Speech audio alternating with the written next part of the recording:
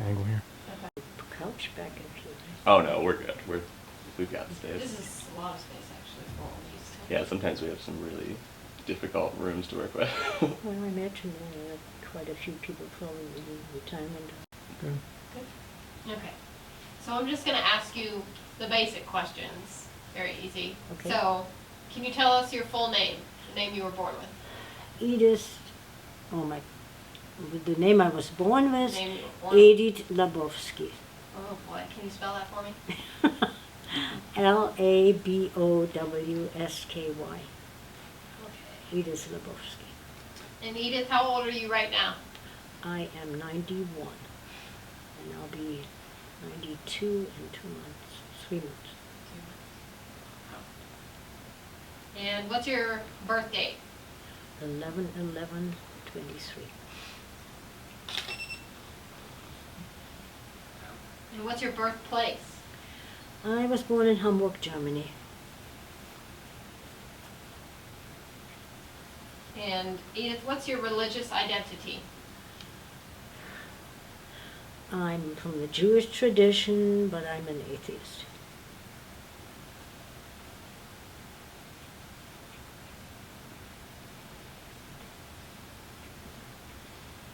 Everybody turns quiet and shocked. So, Edith, how many siblings do you have? Or did you have? I had one older sister. She was 10 years older than, One. yeah, and she left Germany already in 1934 and went to Palestine and lived there till the day she died at age 93 or 4. Wow. Longevity, huh? Yeah. Okay, so now I'm just gonna kind of open up the interview for you to tell us whatever details and however much you want to tell us about your personal Holocaust war story. So I just let you take the floor. And I listen very intently. How much time? Whatever you want to tell us, however long you want to tell us. Okay. Like I said, I was born in Hamburg, Germany, 5 years after the armistice was signed, World War I, to the day. And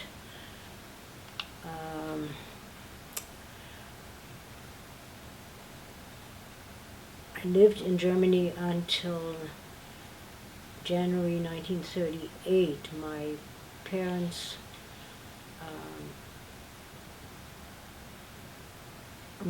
we moved to the Netherlands.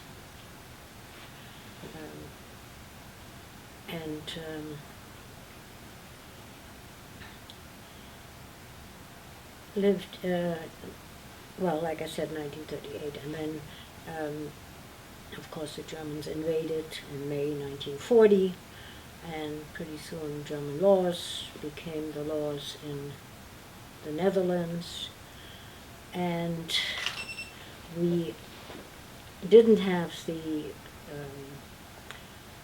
opportunity to go underground. It just didn't work. We didn't have the connections.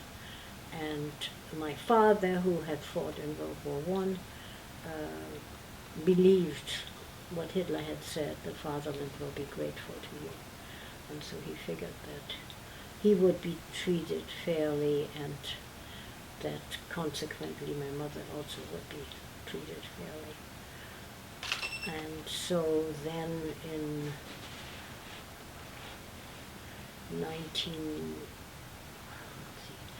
the spring of, 1943, 42, I can't remember now. I think it's 43. My parents were picked up.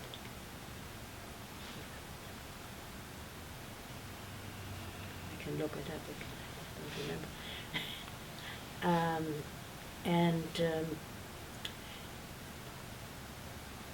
My aunt lived with us. My father's younger sister. Mm-hmm. she lived with us in Hamburg, and the last few years in Hamburg, and then also in the Netherlands. And so, and I was working for the Jewish, the Jotzerat, the Jewish council, whatever Oh, call yeah. it. And all I was doing was sorting clothes to be sent to the camps.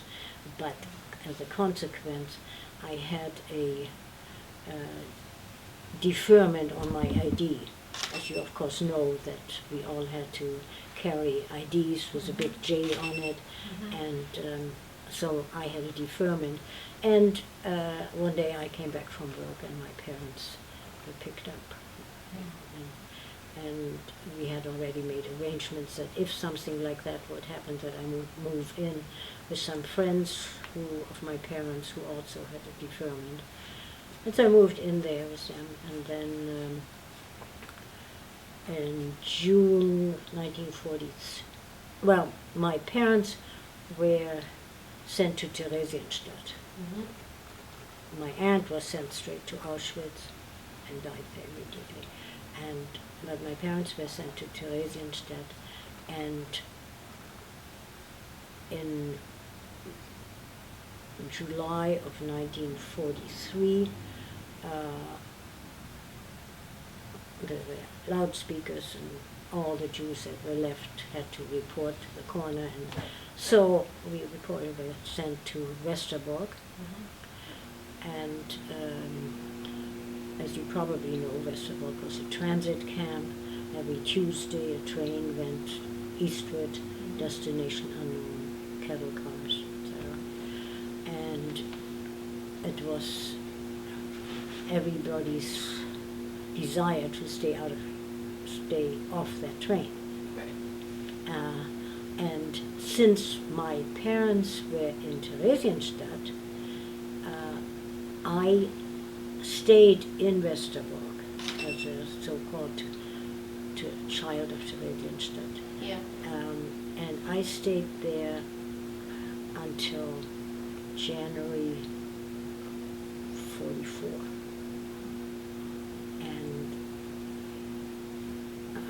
And then during that time,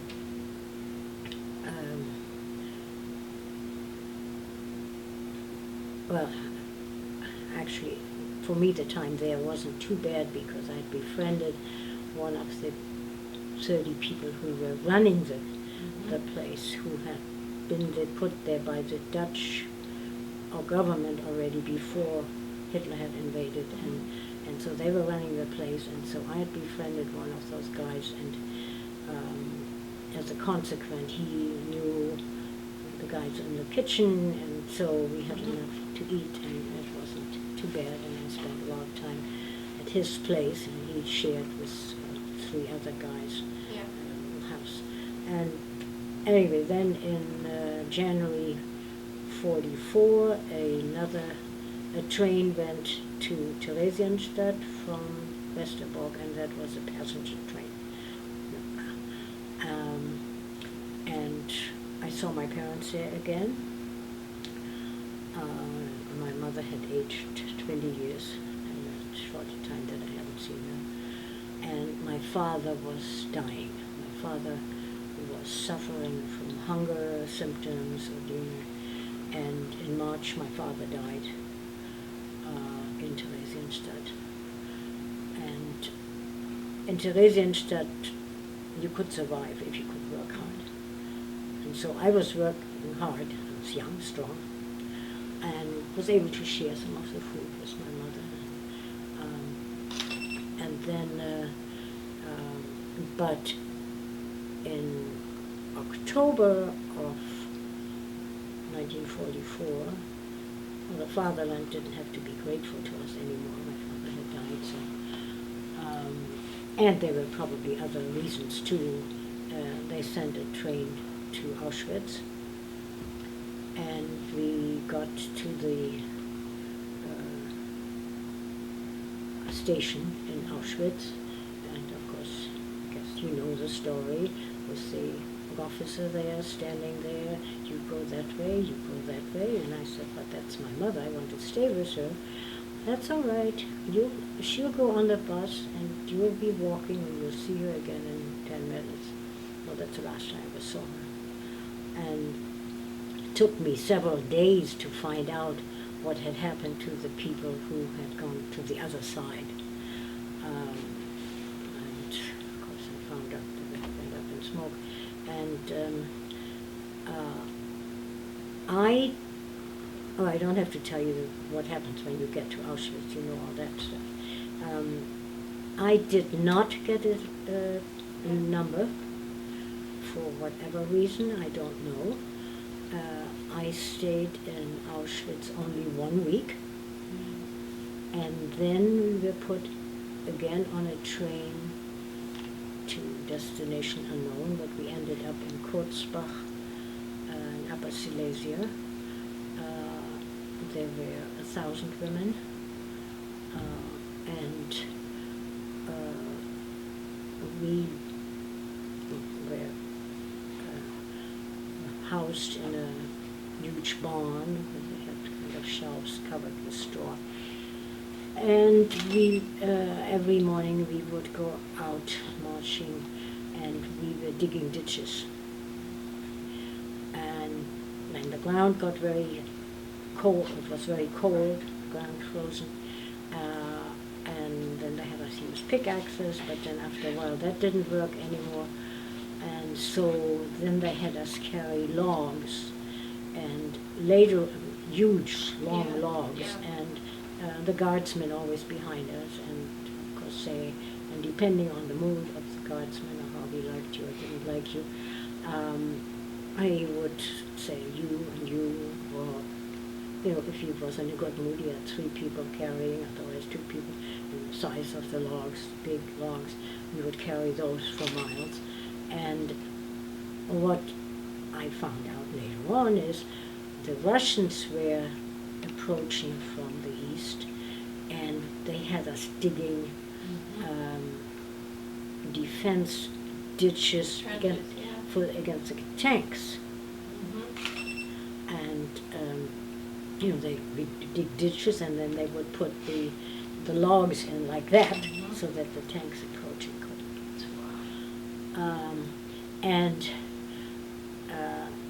But it was very, very cold, and I had,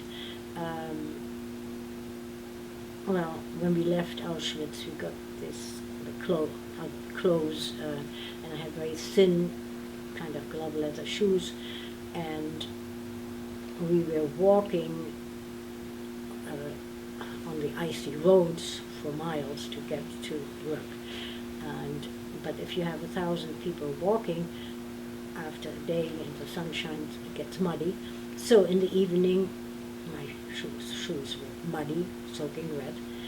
Then overnight they froze. I get back into those shoes in the morning, into the freezing cold, and that repeated day after day. And so my feet froze, and I got that frostbite is like you get blisters, and so on either side of my feet I had a blister, and so I went to the infirmary, and they cut it open, and put some powder on it, and said here. And so anyway, I don't have to go into detail, but it got infected, and I just couldn't walk anymore. And so I ended up in the infirmary, and after some days in the infirmary, all of a sudden my friend came in, and she said, "Edith, don't ask any questions, grit your teeth and come out, follow me out." And so I did, and then on the way back to the regular barrack, I found out that the whole camp was moving, because later on I found out, fleeing from the Russians. And she had made arrangements.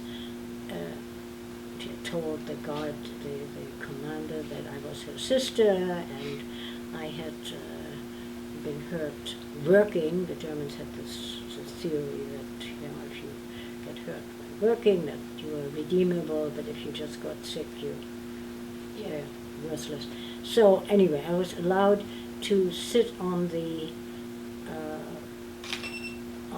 wagon where the guardsmen had their luggage, and the other women were walking 2 days for 30 miles, 2 days. And by that time, of course, everybody was in as bad a shape as I was, and so they decided nobody was allowed to be on the wagon, and whoever couldn't walk had to stay behind. And I really felt I really couldn't walk. And this friend who had gotten me out of there, she was saying, "I help you," and I said, "You hardly can walk yourself," And she said, "Well, I have to keep on going because I want to make sure that I see my husband again." But I couldn't move, and also on the way and on the wagon we had heard that the Russians were only 10 kilometers away and so on. And so anyway, I had no choice. I stayed behind, and there was a small group of 6 women staying behind, and everybody in bad shape. And then everybody left, and after they all had left, 6 more women showed up, and who had been in hiding, and they were still able to do something. The 6 who had originally were all in worse shape than I was, or in as bad a shape. And so we didn't know what to expect, And 3 days after everybody had left, 3 days later, some German soldiers came in. And we thought, well, this is the end. But they just said, "Have you seen the Russians?" And we said, "No." And then they left. And a few hours later, some Russian soldiers came. And so that's how we were freed in January 1945.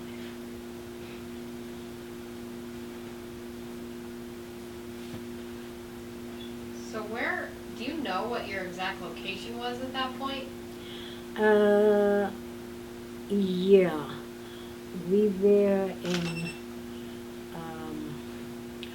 the camp was in Kurzbach in Upper Silesia, and the place where we were freed was Wohlau, Wohlau,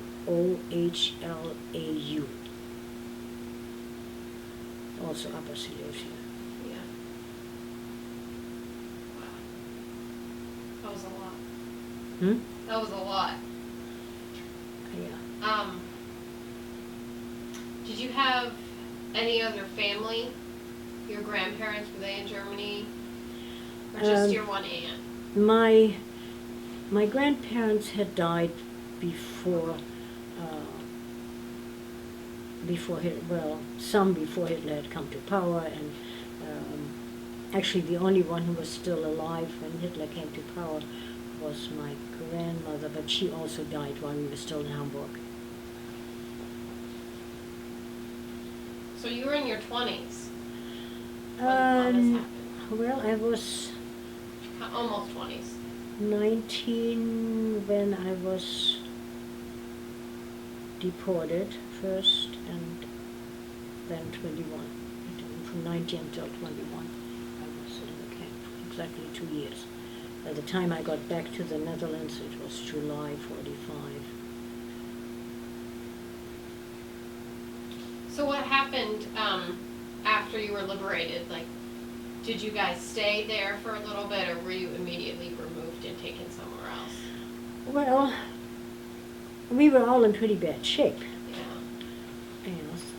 Some of the other, every one of these 6 women had some severe health problems. I finally got real bandages, because in the camp she had put powder on it and then gave me a little gauze piece like that, and then I ripped a strip off my dress and tied it around to keep it in place.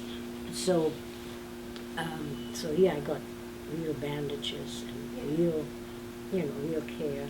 And after the place where we had stayed behind, or actually the last night when all people were still there, we had spent the night in an agricultural school in Brea. And so that's where we had stayed in the dormitory of that agricultural school.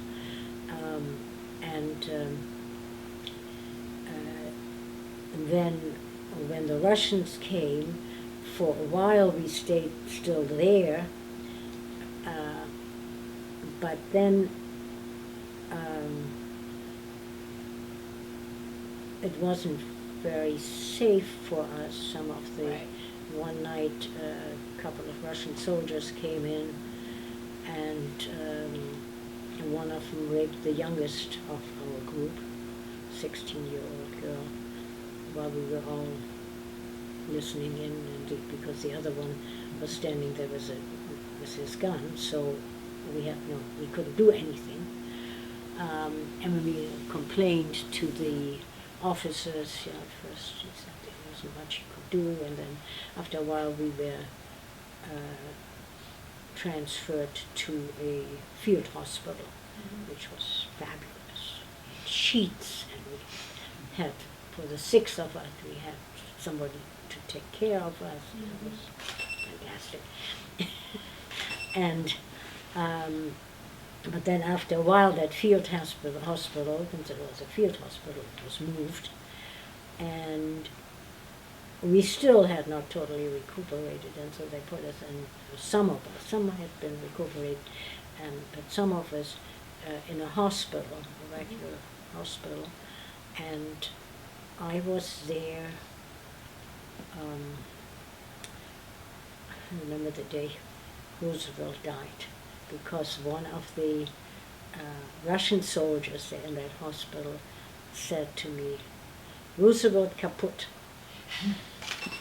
Yeah, that's memorable. Yeah. And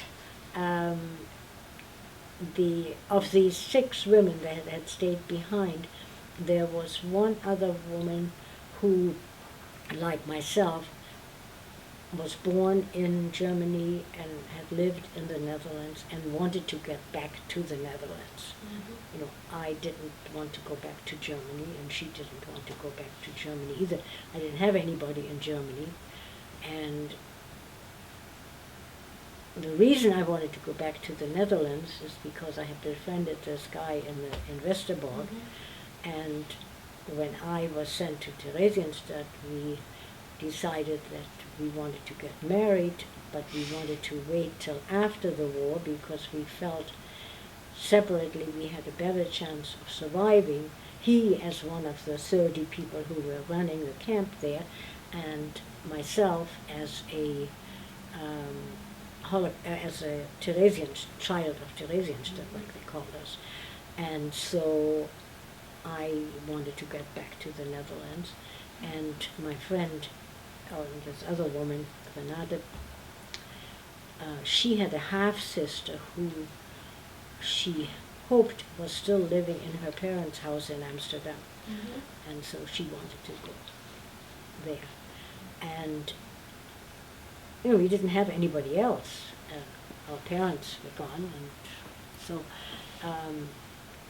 But after the war, Hitler's laws were null and void. Hitler had made us stateless,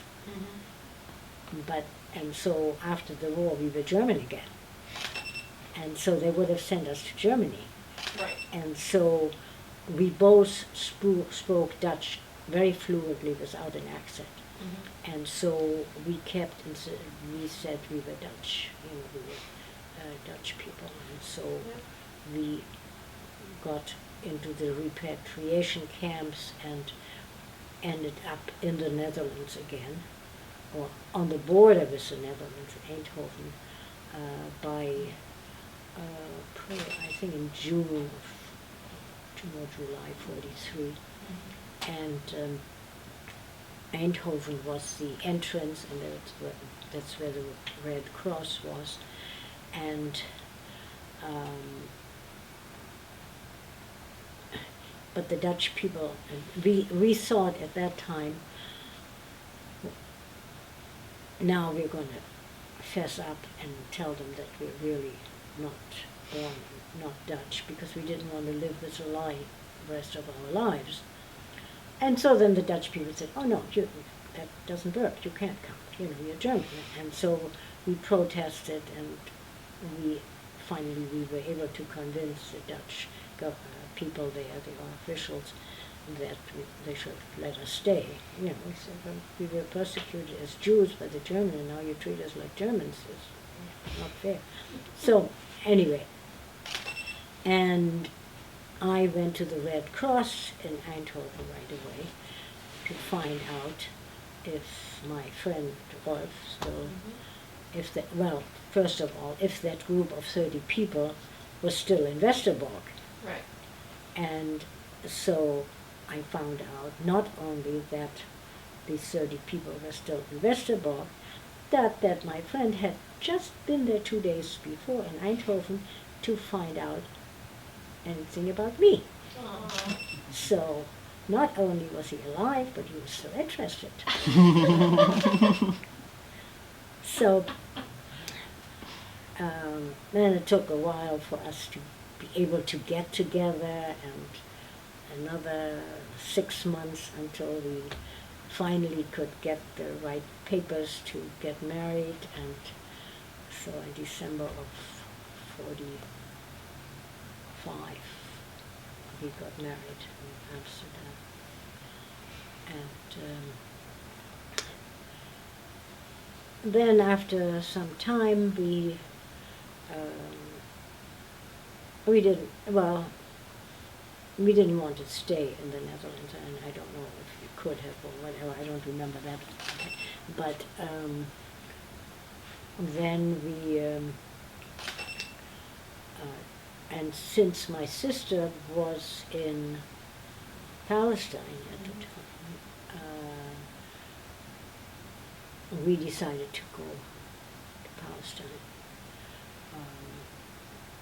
We also had an offer from his uncle who lived in New York to come there, and so we debated at length, but decided finally to go to Palestine. And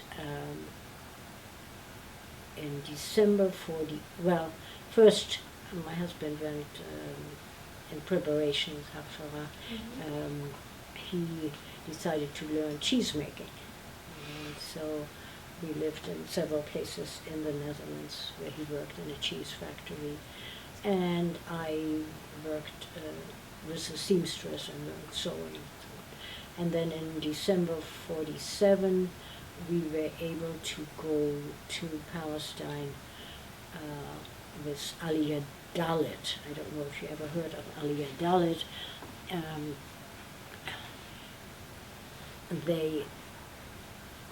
One of my sister's colleagues my sister lived in a kibbutz, and one of my sister's friends was in the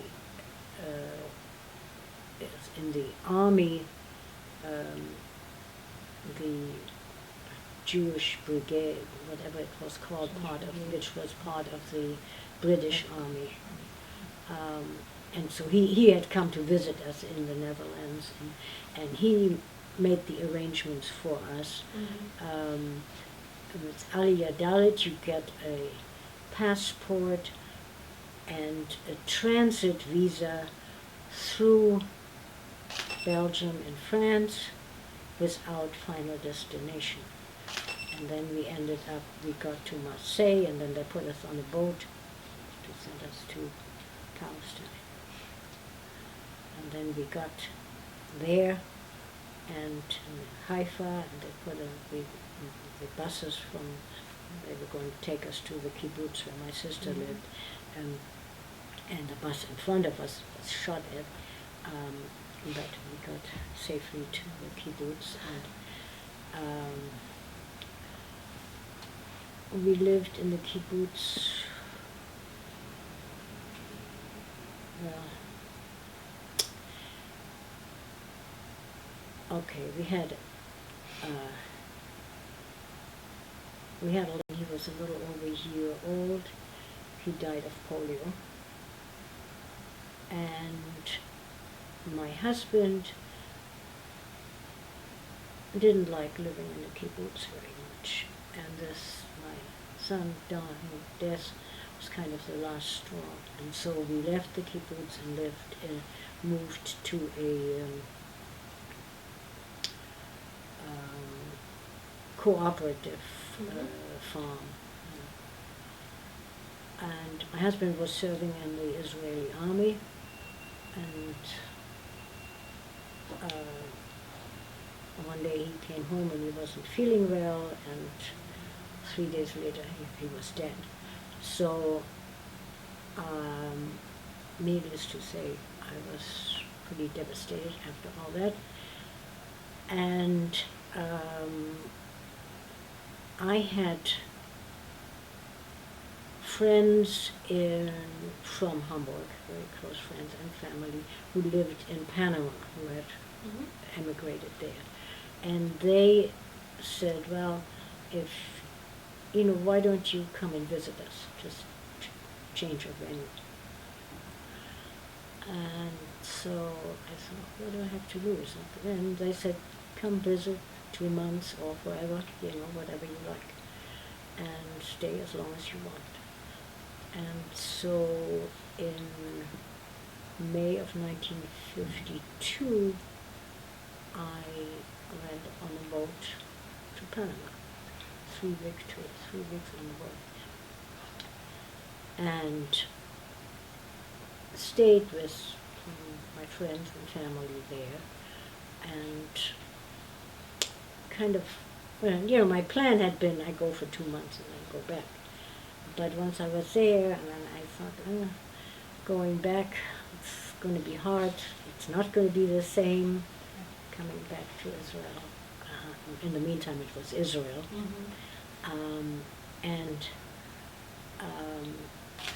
So I stayed on, thinking, well, I can still, I can go back anytime. And then I met this nice guy from the United States, some soldier, U.S. Army soldier, who proposed to me, and that's how I came to the United States we came here we got married in January 1955, and we got here in April of 1955. And my husband was a student at the graduate working on his PhD at the University of Wisconsin. He was a historian. And so we moved to Madison, Wisconsin for a few years until he finished his PhD work. And then he taught there for a few years in Kenosha and Racine, Wisconsin. We lived there for a few years. And then he got a job offer in Athens, West Virginia. And we had spent many summers in the Blue Ridge Mountains, so we knew we liked the mountains, these mountains. And so he said, okay, let's do that for a few years.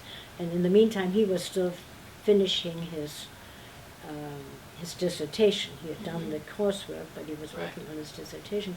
And he said, well, let's go down there and I'll finish my dissertation, and then once I have done that, I'll go and teach somewhere at a larger school. And so we moved to Athens, West Virginia, and it took him 7 years to finish his dissertation. And by that time, we really liked it there, and checking out other places where we had friends and he had friends, and it was a system of publish or perish. And he didn't like writing much. He liked teaching, and he liked the contact with the students, the college students. And so we said, well, let's stay until something better comes along. And so we stayed in Athens, West Virginia, from 1963. Then in 1996, my husband died. And by that time, then a few years later, I thought, well, I have this big house here, and I'm 5 hours from my daughter, 10 hours by car from my son.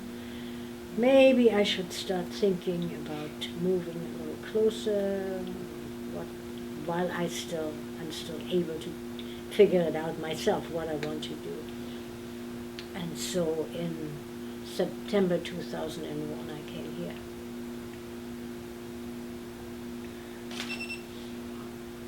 So you guys had 2 children. Oh yeah, I forgot my children. Yeah, they were born my daughter was born in Madison, Wisconsin, and my son was born in Racine, Wisconsin. And What are their names? Alice Bell and Daniel Bell. And what was your husband's name? My husband's name was Sidney. What was it? Sidney, Oh, Sidney. I like that name. Yeah, my daughter's named after my mother. Oh, okay. And I didn't want to name my son after my father because my father's name was Walter, which in German Walter sounds okay, but Walter is such a mouthful, I never liked it. Yeah, it does sound different. So Names in different languages sound different. Yeah, I just thought I didn't like it, so we came up with Dad. Just How do you say it in German? Walter. Oh, Yeah, it sounds better. Yeah, Because here we would say Walter. yeah, Walter is such a mouthful. I just, Yeah, that's Yeah. better. So my other questions are, you answered like all of my questions, which is amazing. well, I've talked so often about, in West Virginia, I was the Holocaust survivor Yeah. who was willing to talk to schools. And I can for imagine. 15 years in West Virginia, I did that, and Yeah. actually, I never really talked about it, and for many, many years I didn't talk about it. My kids knew, Mhm.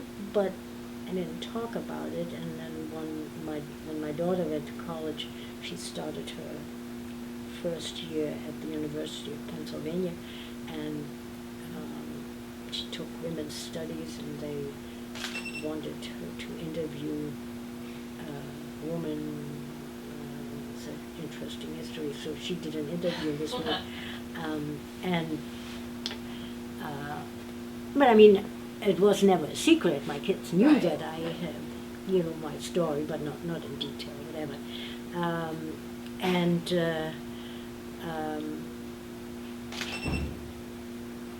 then one time I remember the 80s, a teacher called me up in West Virginia, and she said, Miss Bell, I heard that you worked in a factory in Germany, and I'm teaching my kids about World War II. Would you come and talk to the kids? And I said, I didn't work in a factory in Germany. I was a concentration camp in Germany during the war. Oh, would you come and talk to them? I said, well, I don't know how I feel about that. I've never talked about it, and I don't know how I deal with it emotionally, if I can handle it. And she said, well, we prepare the children, we make it as easy as possible for you. It was an elementary school, so, Oh, wow, there you go. 6th graders, I think, I don't remember exactly. I said, let me think about it. And I talked with my husband about it. And I said, if I can do it, it really would be important to do it. And so I decided I was going to give it a try. And it was okay. I could handle it. And then I got, I have a lot of friends who were teachers, and they were senior group and college, and and then in southern West Virginia, I was traveling to give talks, because, and so then when I came here to Pittsburgh, and there were 125 hours. I did sign up for the Speakers Bureau. Yeah. And for several years they would come and they would call me and ask me to speak to classes, but nobody has asked me for the last 5 years, I think, or so. I don't know why that is, but I have my suspicion that I've made a note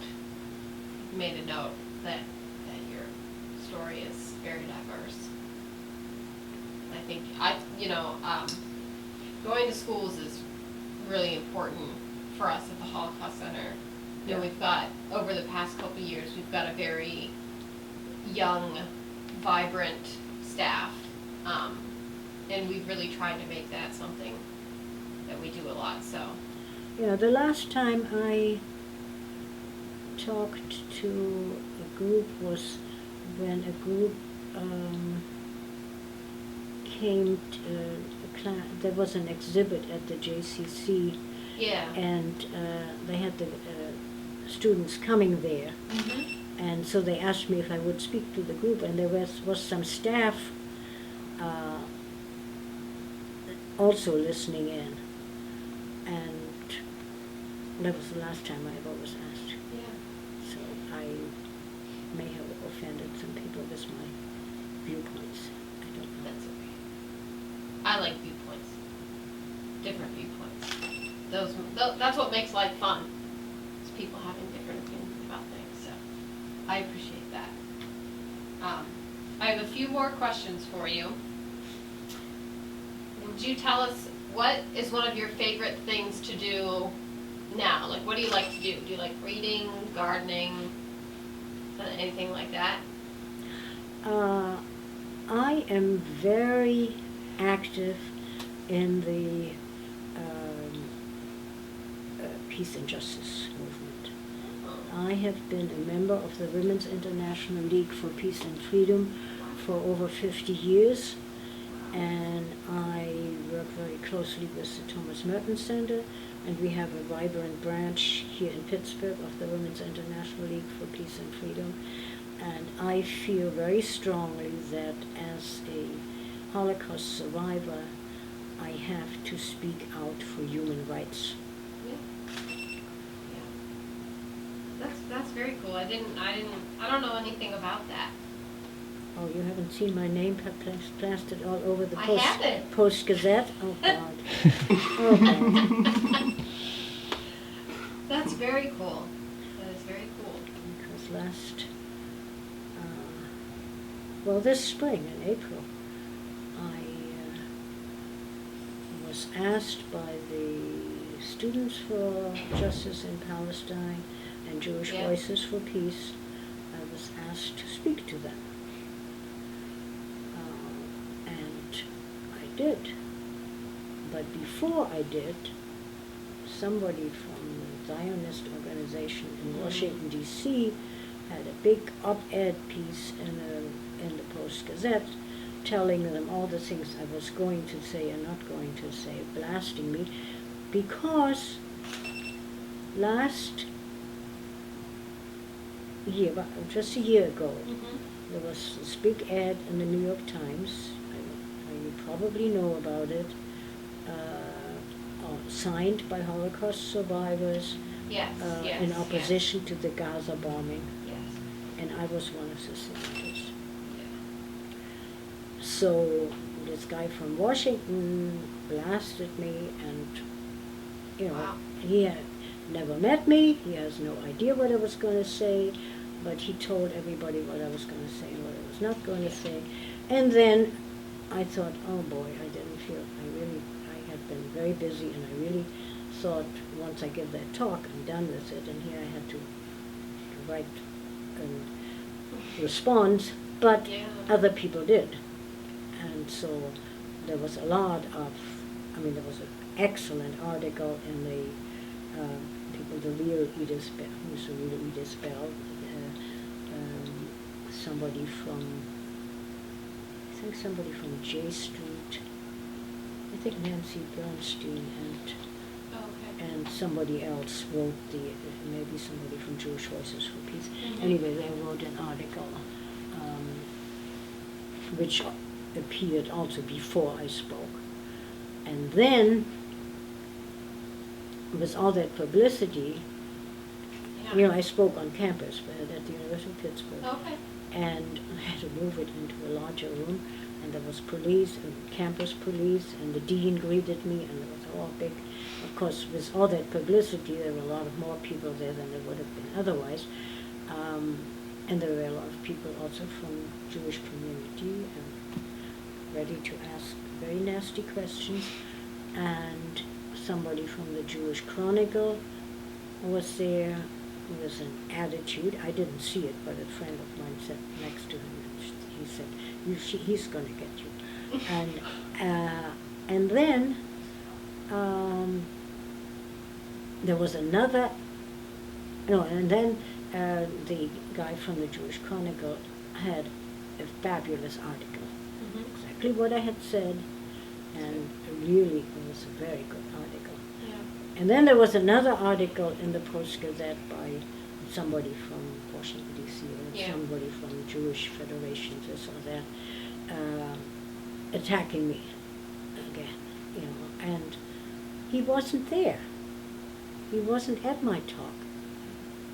And so, and then there were attacks in the paper and not online, and so anyway, it was a nasty business.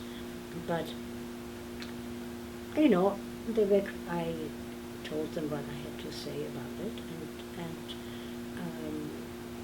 I stayed with facts, and I didn't attack anybody, so all was good, ended up good. But I'm surprised that you didn't know anything about that. I didn't. I remember the ad, but I don't remember. And I kind of remember the aftermath that occurred, but not as vividly as you just. Well, this was all, and then of course in between was the conflict kitchen mess. Yes, I remember that because. So that was right after that conflict kitchen mess was this whole attack, and and somebody from the Jewish Federation here in Pittsburgh, I don't remember his name now, was also writing a letter to the paper about, I don't remember, somebody of the people who were attacking me from the Jewish community were saying, how can this, it ended up on the Yom HaShoah day, and that was because first it was scheduled for March sometime, and my son-in-law was getting an award that night, and so I asked if we can postpone it. Mm-hmm. And so they postponed it to April 16, which happened to be Yom HaShoah day. Mm-hmm. And so then there were the people, somebody from the Jewish community. How can you have an anti-Semitic event on Yom HaShoah day? How anti-Semitic can you get if you have a Holocaust survivor speaking? But Yeah.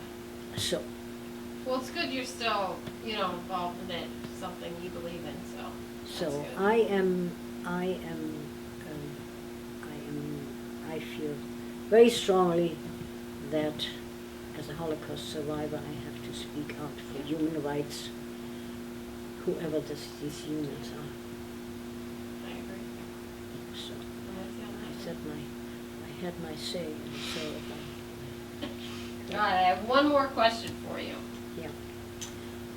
This is the question that usually makes people think, which is understandable.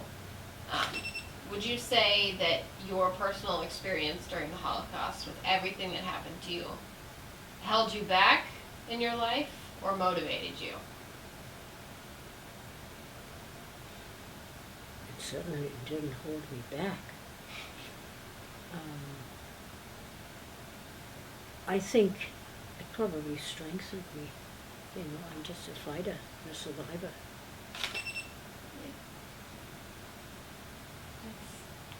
That seems to be the theme. Everybody says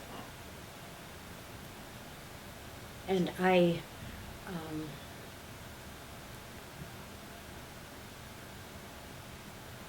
get very annoyed when people introduce me as Edith Bell. She's a Holocaust survivor. That's not my identity. You know, I don't talk about it unless I feel it gives me additional credentials. For example, last week I went with some friends, some other peace activists. We went to Senator Casey's office to speak in favor of the Iran agreement, the Iran nuclear agreement. And at that time, I mentioned that I am a Holocaust survivor, and I'm very concerned about the survival of Israel, and I feel that this agreement will be better for Israel and better for the United States and for the Middle East and the whole planet. And because at that point I felt it gives me more, you know, it has some weight. Yeah.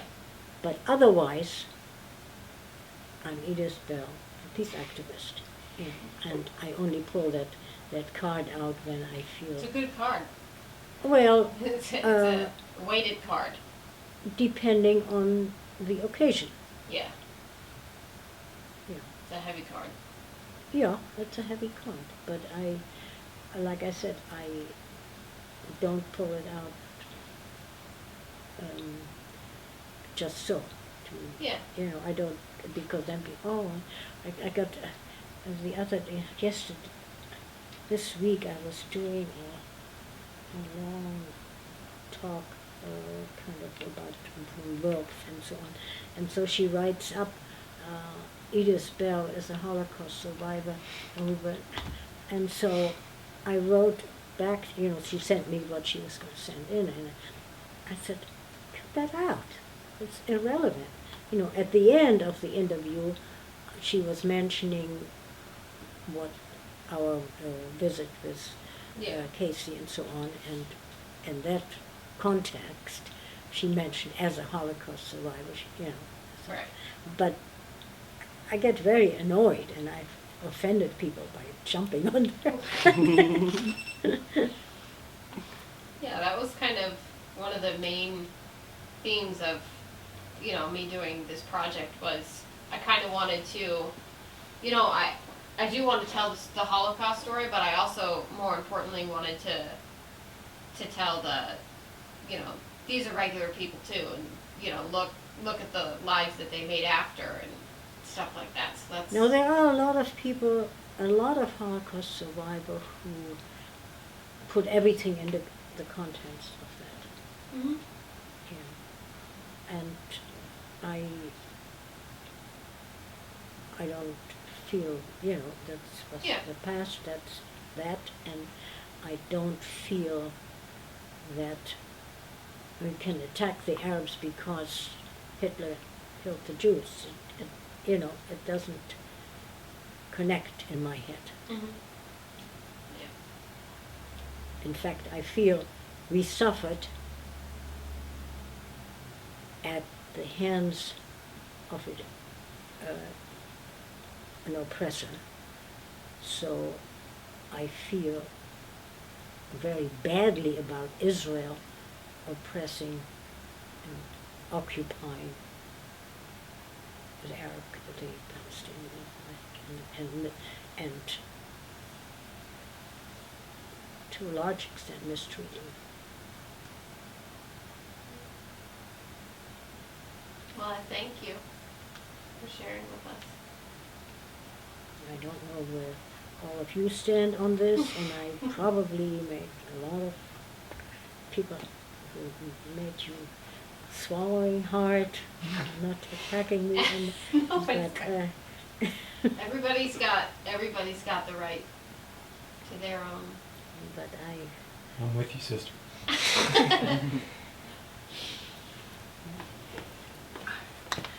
so. Appreciate it.